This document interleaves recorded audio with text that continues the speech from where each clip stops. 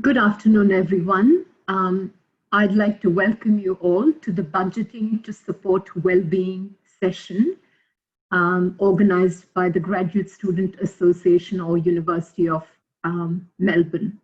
My name is Rachna Muddagouni. I'm the CEO of GSA. So before I commence, I'd like to acknowledge and pay my respect. I'd like the past, present, and emerging leaders and acknowledge the Wurundjeri people from where I'm broadcasting of the Kulin Nations, and also acknowledge that this is the land in which we are all in virtually kind of meeting from different platforms. And I would also like to pay my respect to all the elders in those lands. So, we all find ourselves in another second week, I think, of the stage 4 restriction. And just based on the conversations that we've had with our graduate community at the University of Melbourne, it was very clear that some of the graduates required some kind of conversation, and I wouldn't call this as a lecture or a prescriptive one way of undertaking a budget. I'm not the guru of that, but what it is really about a conversation to support us about how we manage the finances, or how we kind of address the issues for graduates who have very limited resources, and how we can support you with that in order to help you manage your health and well-being through this difficult period of time. So really the session is aimed to be very interactive, and today I'm very, very lucky because I've got Andrew Lee, who is our graduate communication officer, who's co-hosting with me, and he will actually support you by, if you can post your questions. There's no wrong questions, there's no silly questions, and I won't be reading out your name when I read the questions. So if there is a question or a comment, we'd be happy to, Andrew will read that out, and I will also make my attempt to answer if I'm able to, or I can email it to you after the session. So today, what we were hoping to do is really focus on what is the budget, what is a budget and its importance, and what kind of tools can we use to support this so that it doesn't make it overcomplicated and, add another layer of stress. And when we're thinking of expenditures for us as students, what are the things that we need to think about? Because I think sometimes we have this ability not to think of the real expenses, and we think of only expenses that really glare at us. And why it is, when we are developing a budget, to be honest to ourselves and not to underestimate the expenses and overestimate the money coming in. What are some of our loopholes? And this is not based only on graduates, it's just humans who deal with just limited resources, or even whatever, when we're spending money, that some of the loopholes that we think about. And it's invariable that all of us at some point of time have to deal with debt. And how do we deal with debt? What are the kind of supports that's available? And under such circumstances, how can an individual take control and take over the situation, and where you can find some help? So really, it is not a 101 on here's your budget tool and fill in all these answers. It's risk giving you. I respect you're all adults doing postgraduate courses and research and PhD programs. So, you really don't need to have a 101 lesson on how to add and subtract. It's basically looking at hypothetical situations and talking through the situations.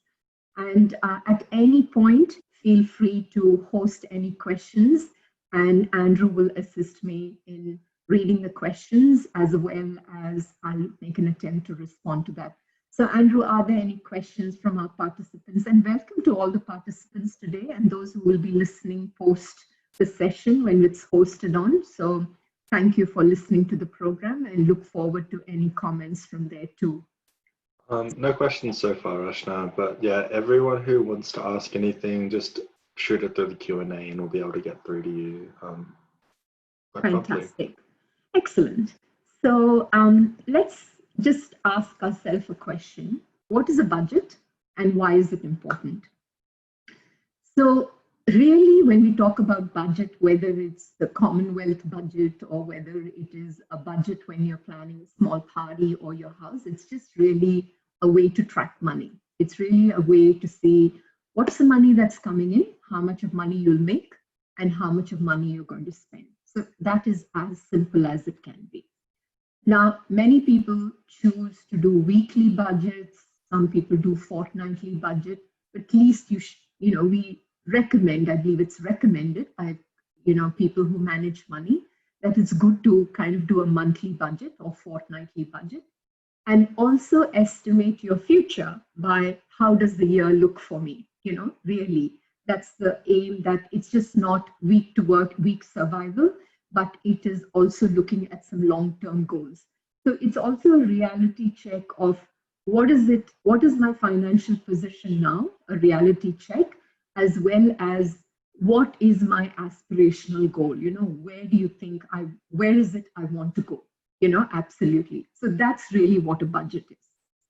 Now, people will ask you, so why am I really actually thinking about budgets and other things? I'm a student, I'm supposed to be studying, okay?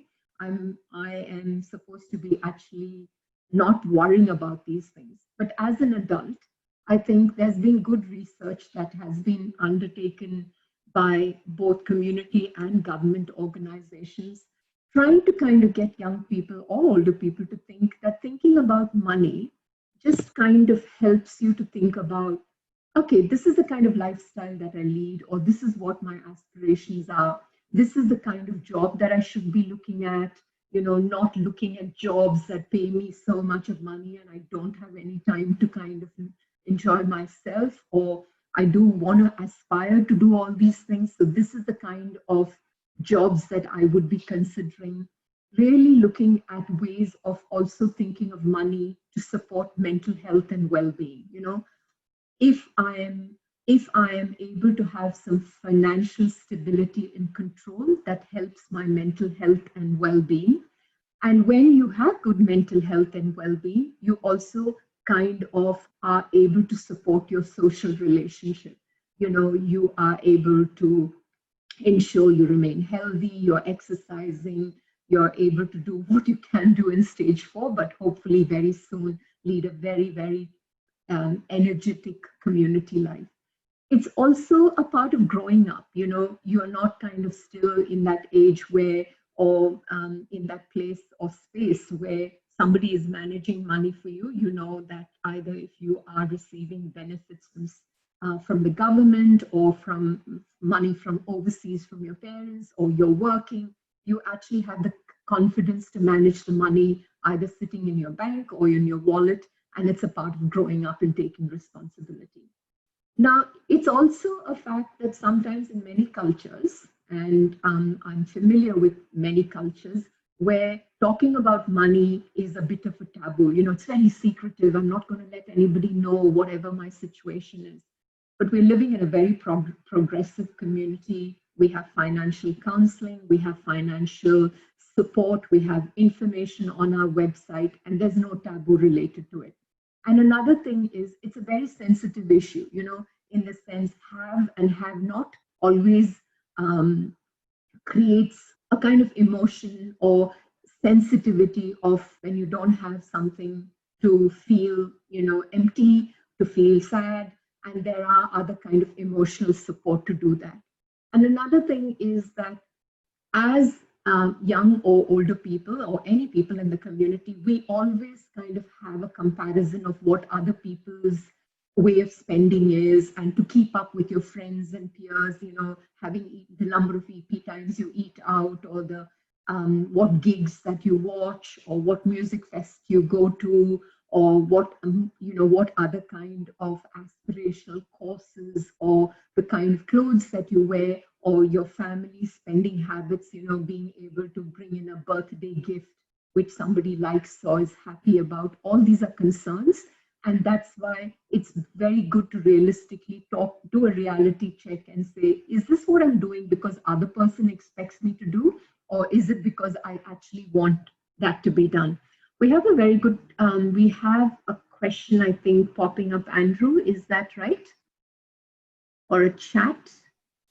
No, I'm just sending messages through to the chat to ask them to Okay, take questions if they'd fantastic. like. It's okay. Perfect. No problem. That's a good point to kind of stop at that time. So managing money is one of the observations that people have made when you manage money is people think it's only to be done in crisis. When I don't have money, when I have lots of it, or when I'm okay, why should I bother about managing money? It's just an ad hoc problem, and I shouldn't really be worrying about it. Okay. The reality is managing money is a long-term goal, and it's something that you need for your work. It will be when you need to manage projects, when you manage people like Andrew who do communication, will be managing budgets which are related to how much should I spend on printing, how much should I spend on Facebook ads, or if you are running your own business, it would be important. If you run your own family, it's important. So managing money is basically a skill, and it's something which we all need to know. And it's quite frightening sometimes when you live from one check to another. Or, when I say one check to another, it is like from one payment to another without actually thinking, what if? And for example, COVID was what if?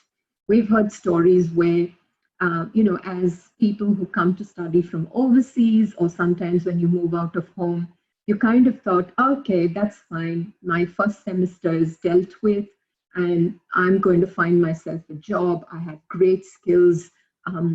This is the area I've been briefed by overseas students. There's plenty of work in this. And then COVID strikes us. There are no jobs, there's financial stress. You decide to take up shared housing, people disappear from your shared housing, you're left with this debt. And so just understanding managing money is just not just about one paycheck to another, it's actually thinking about the future and the risk. And it's also one way of managing how to develop a willpower. Now, many of us, may take up a challenge. It could be learning the piano. It could be riding a bike, or it may be practicing yoga or meditation. It could be anything. And it's a mechanism where you keep endeavoring and building up your willpower and training yourself to adhere to plan.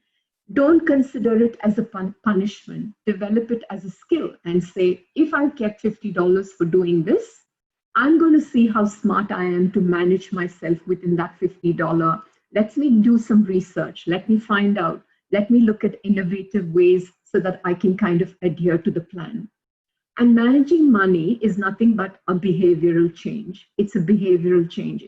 It's nothing but learning to develop your willpower and behavior, and understanding. You normally get a coach to help you train. You get a coach to help you practice yoga. You may look at a musician to help you. It's a similar way. There is help, free help available, and that help should be ascertained when you are struggling with that behavior, and if you're overspending and you're landing yourself in debt every couple of months.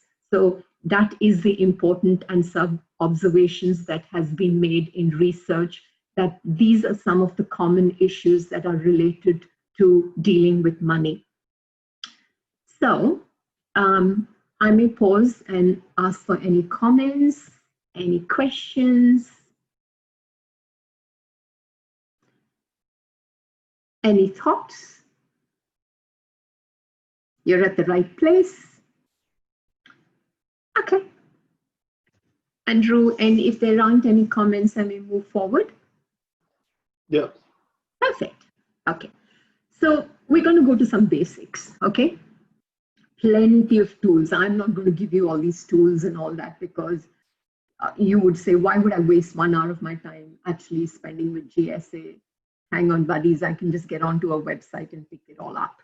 It's true.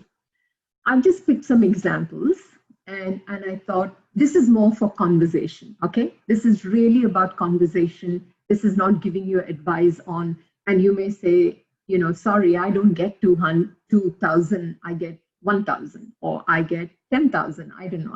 I'm not interested in knowing that. I've just picked up an example to talk about issues.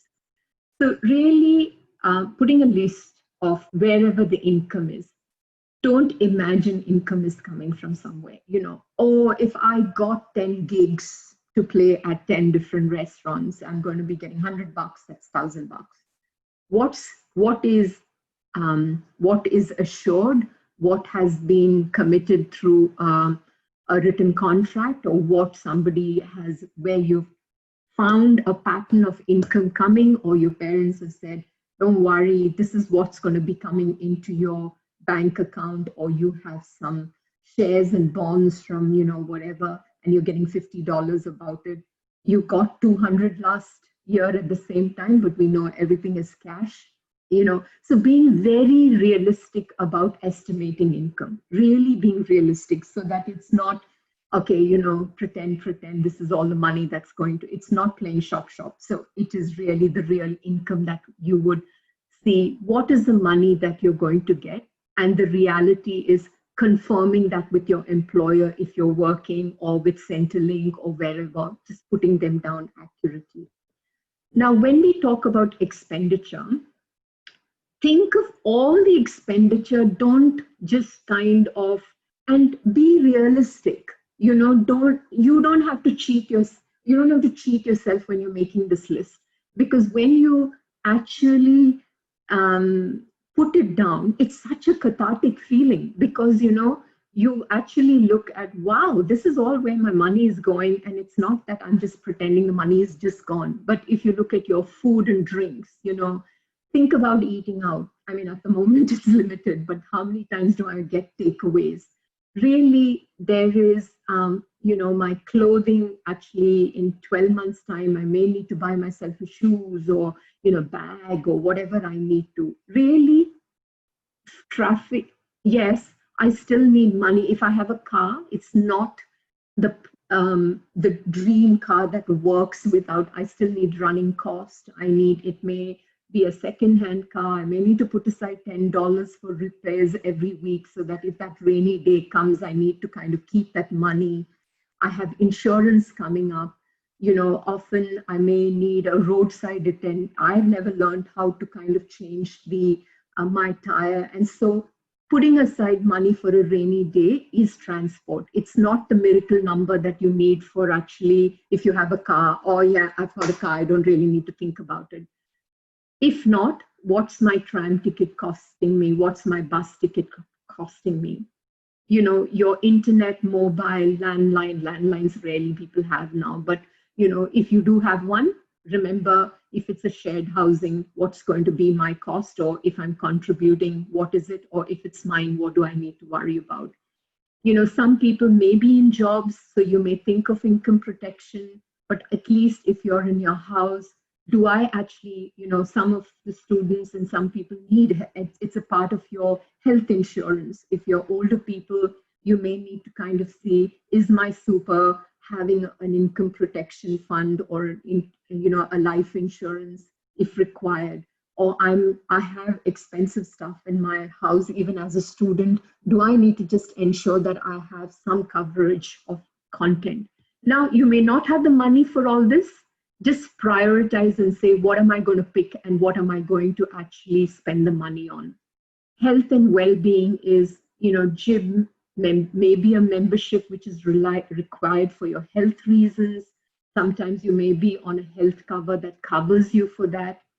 What is I have a health insurance, but what is my gap, and what's the money that I need to keep aside for that?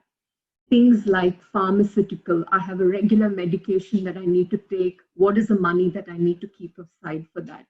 Then thinking of, things that you spend for, like a small birthday gift, it's a $10 flower here, it's a $5, beer that I'm going to buy for my friend, I'm taking somebody for a movie, and all this is required for a normal life. Then, I mean, the replacement cost is something that I like to just kind of talk about it, because sometimes there are things that are just going to break down and you may just need to keep aside some money for that.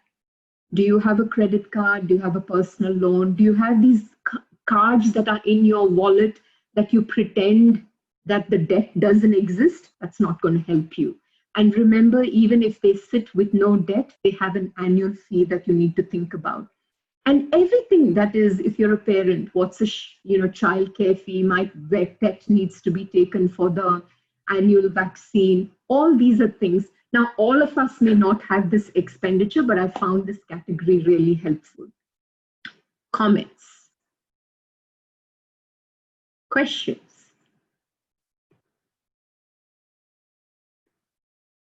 Well, we move on. We put this all into a little category like this, and we may have like I put aside the saving, and that saving is nothing but your rainy day expenditure, the ones that we were talking about, replacement and other things that is there. You have your rent, whatever your share of the rent is, food, utilities, internet, whatever the categories you come up with. And what is really important is to be realistic and put it down there. Because it's a guide. Second thing is it helps you track. You don't even need to do much. If you're using your card now, you can just transfer that into an Excel spreadsheet and you can kind of keep an eye on where you're spending more or what has happened. So this is nothing but a tool to help you manage your day-to-day expenses that are there.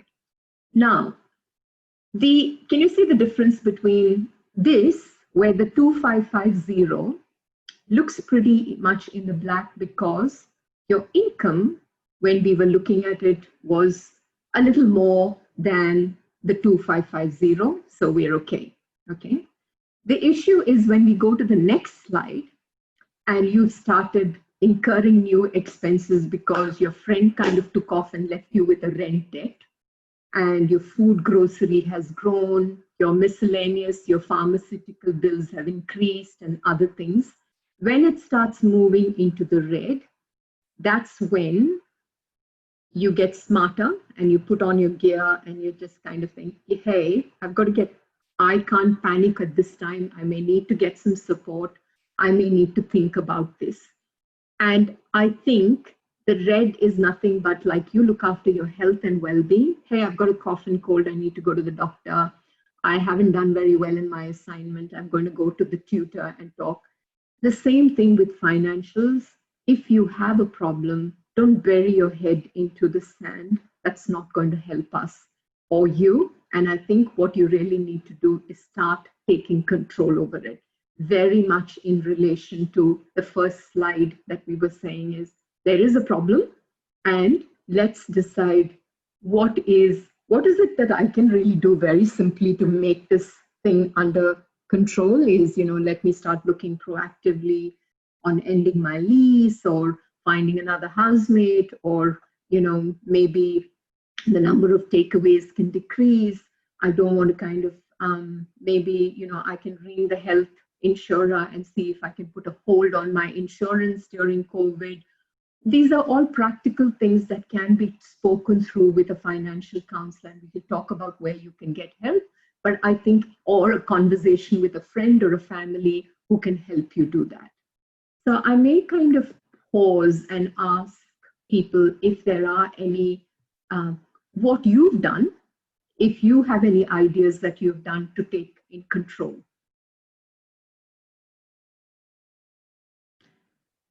Any comments that people would like to share?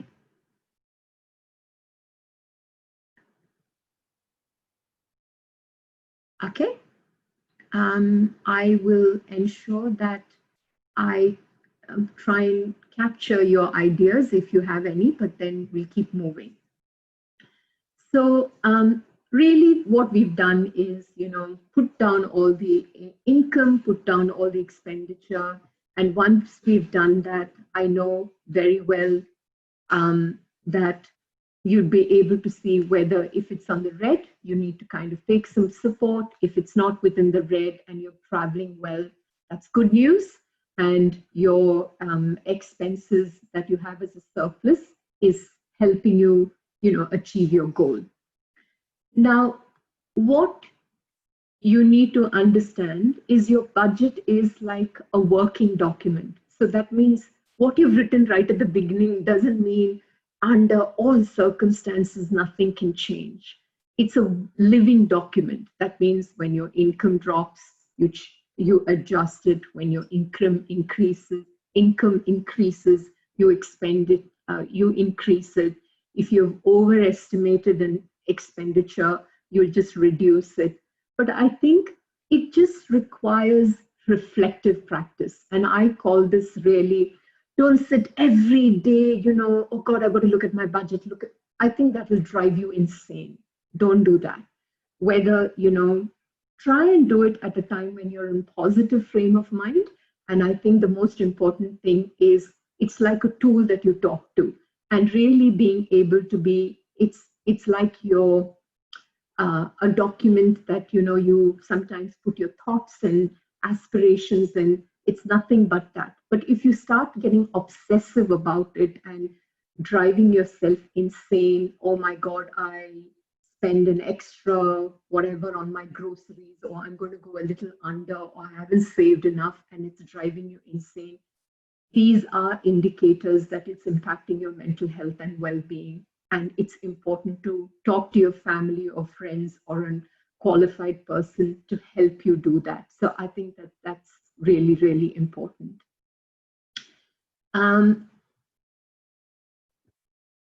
I think before I jump into loopholes, I probably wanted to just be cautious in asking people that, talking about money, and I can understand even in a public forum how people would not want to talk about it because it's something which is personal, that's there.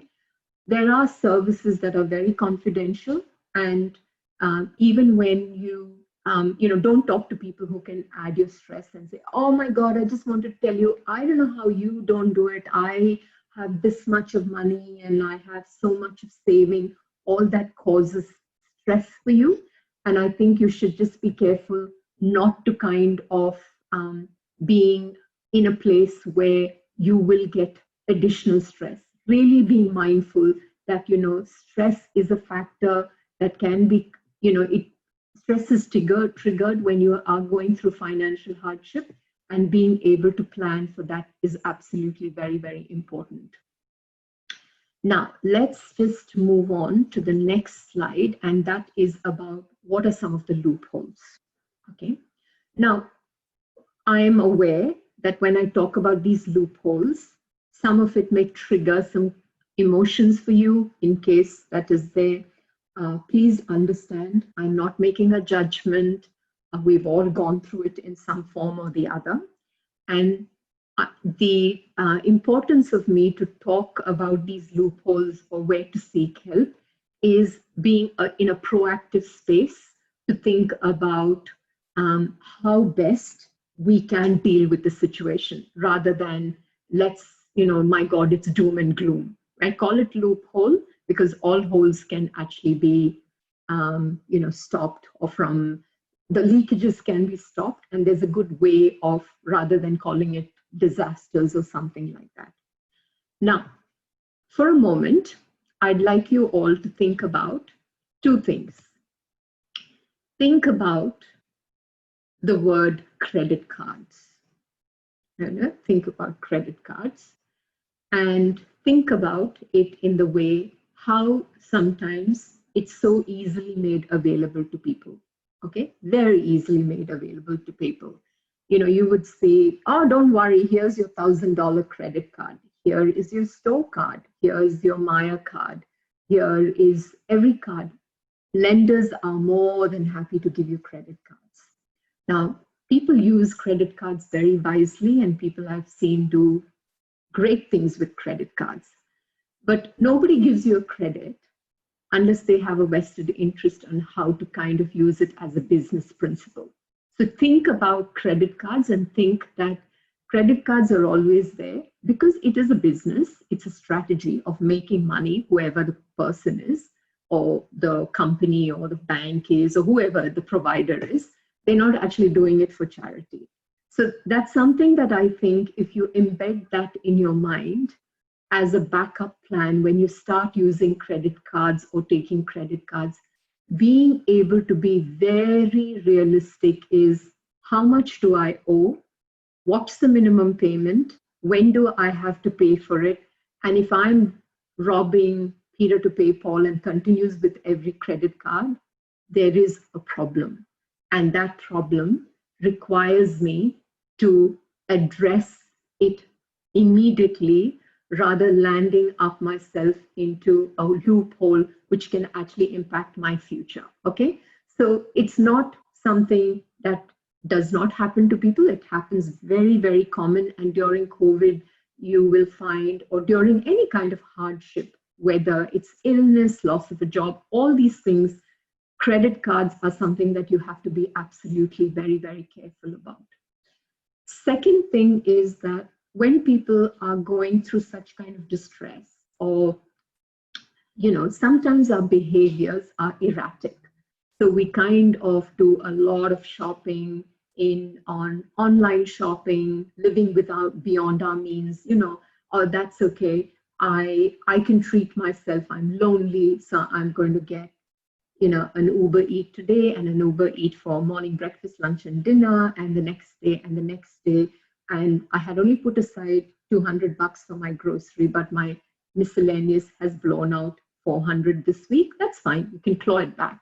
But if this becomes a repeated pattern that you're not motivated to live within your means, then that is an issue. Will the recording of this be shared? I may ask Andrew that question. Will the recording of this be shared? Yep, we can do that. We definitely do that. And thank you for attending, and feel free to ask any questions even when you're viewing it. Perfect. So the other one that I really thought was trying to take loans without thinking. So, that's fine. So there are small money lenders who are able to kind of, payday lending, personal loans that are there. Before you take a loan, it's really, really important to ask yourself, how am I going to go to pay it? The biggest attraction is things like the interest-free loan. Don't pay for 60 days, don't pay for 90 days, don't pay for 6 months. The magic money is not going to appear. And how am I actually going to be careful about those interest-free loans? That's absolutely something that you need to really be careful about, the fine print, because nobody is going to give you a charity unless it is real charity, okay?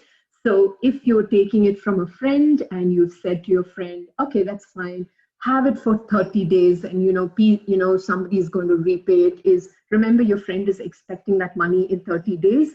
When am I going to pay that back and how am I going to think about it? Second thing is, if you are taking it from organizations or banks and other things, please, there is a difference. Keep asking yourself, is this a need or is it a want? If it's a really need, is there a way that I have the finances to meet these needs, or should I take some advice on where I can borrow something from my friend or look at ways I can achieve this, rather than, hey, there's a 6 months free loan available, don't pay for 24 months. Please do it if you can, and I'm not discouraging people from utilizing it if you've got answered these questions. But what we're dealing with generally in the student community is sudden loss of jobs, illnesses, difficult situations. Families have not been able to pay, the assured money to the student when they're coming from a rural town, or you've moved out from home, or you're from international studies. Suddenly your shifts that were 10 shifts have actually moved into 2 shifts. So yes, some of you have, have a huge HEX debt, and if there was a wiser way of managing your HEX or take time off over a period of time so that I can invest the money elsewhere. Very good question. Absolutely good question. Particularly during COVID and other cases, is if you have a debt, please contact, the places that we have listed below, like AMSU, or we have some good GradChat, or even contact the GSA helpline, because we would be able to say to you, contact the tax office, contact and say, I am experiencing this hardship. I'm not in a position to pay my HEX debt due to these reasons. Can I minimize my payment at the moment because of, and whatever documentation they require you to provide. But I think also be careful when you talk about investing money rather than paying off debt. Be careful of your sound investments, because just take advice on those investments, because it is an erratic time in the market, and you may negotiate for a longer period of time, and you may be successful or you may not be successful. But I think rather than struggling with the debt, and that is impacting your health and well-being, and you're not able to actually deal with the HEX debt, then it's probably not a good thing just to kind of sit on it and think, oh my God, I have to struggle. There are good payments where you may be in an electricity debt. Ring the provider and talk to them, and they may be able to put you on a plan, which is a $10 plan or a $15 plan or whatever that is there. But there are organizations that are very compassionate about it. But if you think the debt is going to go away, my friend, it isn't. It's going to reappear, because as much as you don't have the money, the people who are the providers require the money to keep going. And there are very good places where, particularly the AMSU has a legal service. We've had some really good presenters here, particularly the financial counselor. We've put a link over there for you to kind of look at and be able to, identify what kind of support they can offer.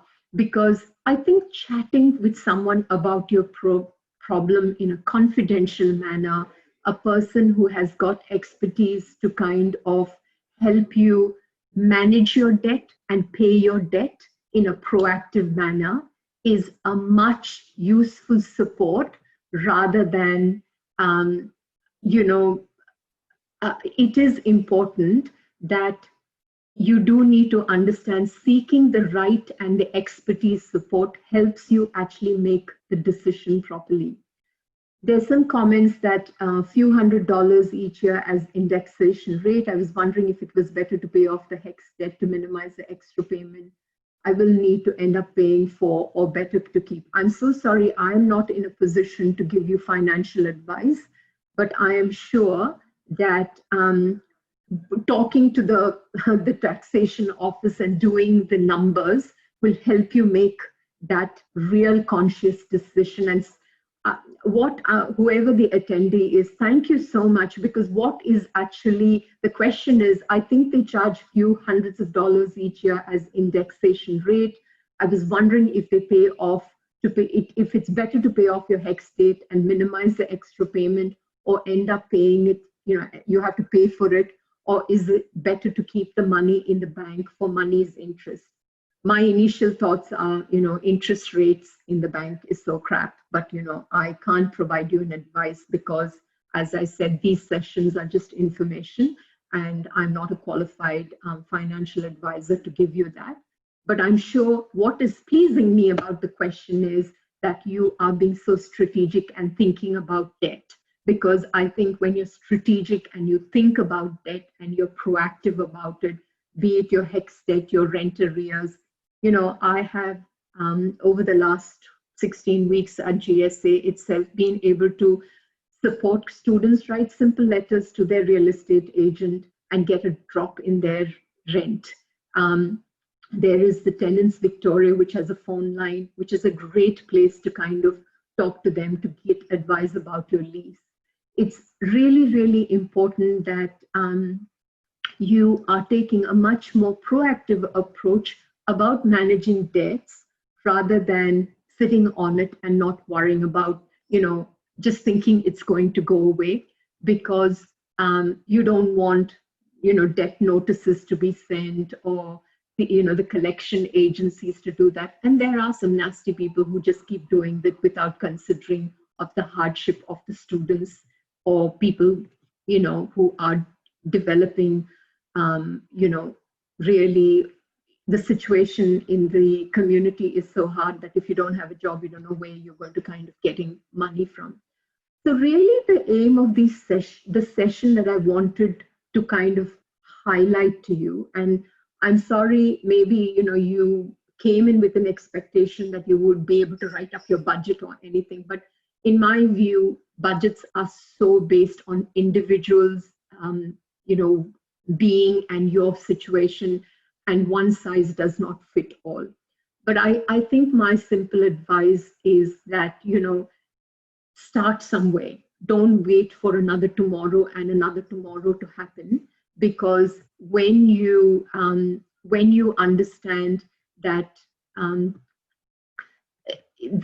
it's not going to go away, it's better to address it and be proactive than doing a budget and starting off on a weekly, fortnightly, monthly, whatever way your income comes.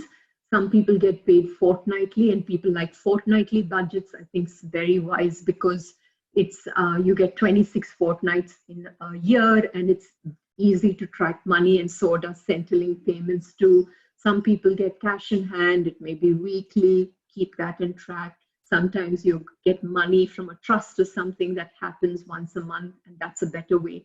So, there is no wrong door. Like if you do it weekly, great for you. If it suits you fortnightly, that's fine. I wouldn't extend it. Some people get away with bi-monthly, but if you say, I'm just going to do a budget every 6 months, you may be fooling yourself. And I think that's a precaution that you do. And, I always think reflection is a very good way, whether you do your work as a graduate or whether if you are writing your thesis. Yesterday, some of you may have attended, some of you may have attended the editing skills. Editing is really nothing about writing something, coming back, reviewing it for the reader. So is money. This is what I thought about money last week. Let me have a conversation with my budget in my mind and say, hey, I'm in a much better space now. I can be a bit more true and honest, and let me do that. Or it is, I found some more facts about how I spend, and let me readjust that. So having those weekly conversations or fortnightly, whatever suits you, that's great. There's another question is, would you recommend making multiple bank accounts for different purposes, or will that only decrease the interest? My main thing is, it depends on the bank. Are you getting bank accounts set up just because you want to categorize them? I know, having worked with a lot of young people in the past, particularly in homeless sector, is that certain banks are very clever now to kind of give you goal saver accounts and other things, and having it all in one place just stops bank charges and other things if you're incurring that. The second thing is that banks have now been very clever with young people and accounts, and they help you categorize it. So you can categorize every expenditure into a category so that you can pull out your expenses in an Excel spreadsheet form, which helps you categorize the different accounts. But some people like to keep it separate. So again, it's a personal choice, but some of the loopholes of multiple bank accounts is that, some bank accounts remain there dormant, and you'll be just incurring more bank charges, and be aware of those kind of things. That's the loophole that I can think about. And another thing is, don't forget the saving account, even if it's a $10 or $20, even enduring, to keep aside for a rainy day.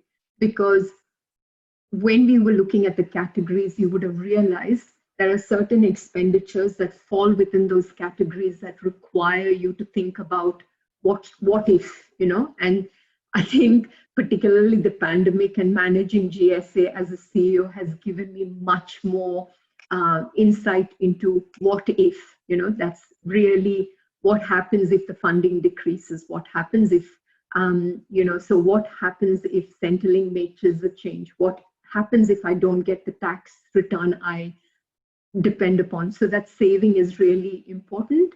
And if you can't save this week, that's fine. Don't beat yourself about it.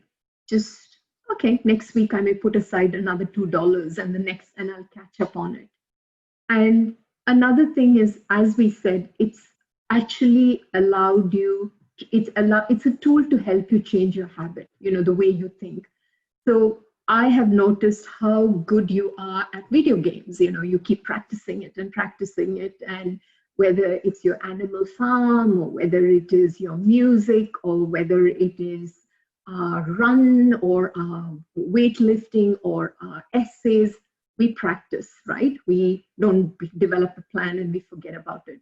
So a budget that you don't stick to, it's pointless. And don't try to fool yourself, because no one else is going to help you other than yourself.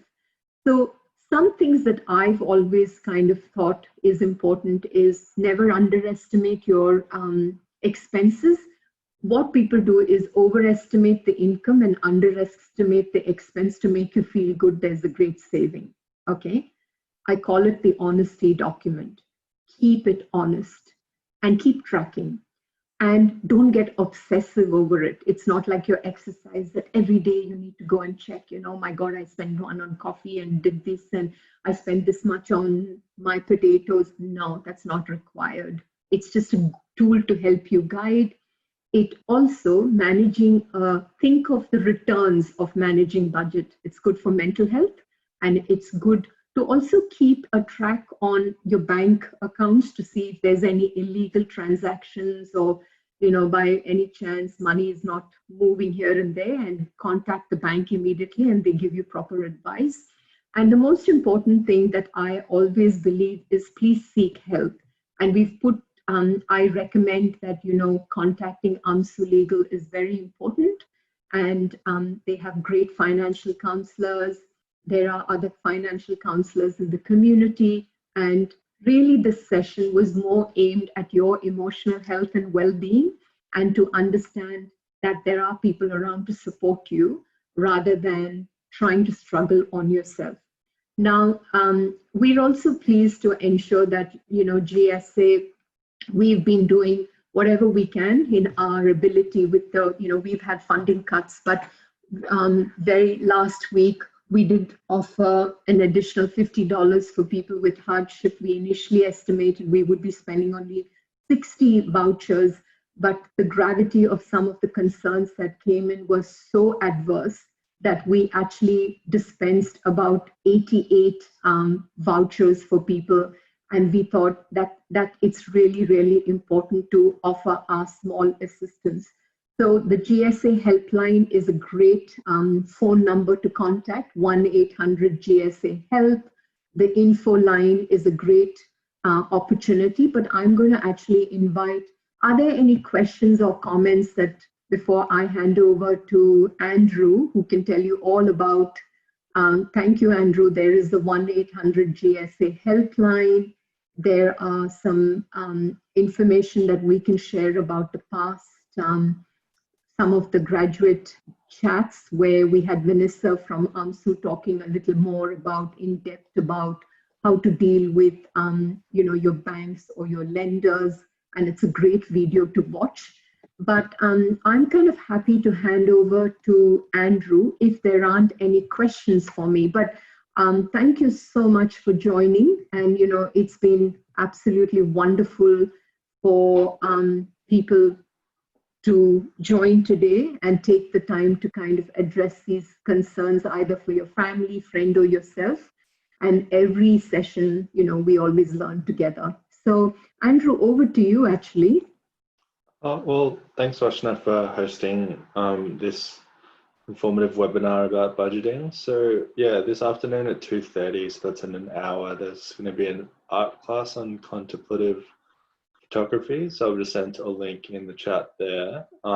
Tomorrow, next week, we'll begin distributing food vouchers for our students. So that's going to be around 100 food vouchers to be shared amongst GSA students throughout the semester, I think each week. And on Monday, there'll be yoga with Yoga Migos at 8 a.m. and 5:30 p.m. And we're going to do a Shut Up and Write session at 4 p.m. on the Wednesday. There's a few other events that we're still fleshing out at the moment, but it's looking likely that we'll be having Grad Connection, hosting a grad chat about recruitment and finding graduate work after university. So yeah, just keep in touch with the GSA and our website and stay in touch, and you'll find out what's going on. Fantastic. I mean, I think, these are therapeutic sessions that are offered with art and therapy, a great opportunity to,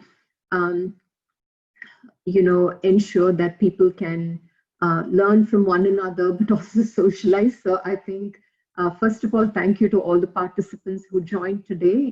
It's wonderful that you were able to make it and take the, really what is encouraging is the proactive approach that you'll take to kind of get more information, to kind of get yourself in a space where you can manage things. So thank you everyone for attending, and we look forward to you joining our next sessions. And a big thank you for Andrew for hosting these sessions for us and promoting them widely in our community. Thanks, Andrew. Thanks, everyone. Bye-bye. Bye, Rachna. Bye-bye.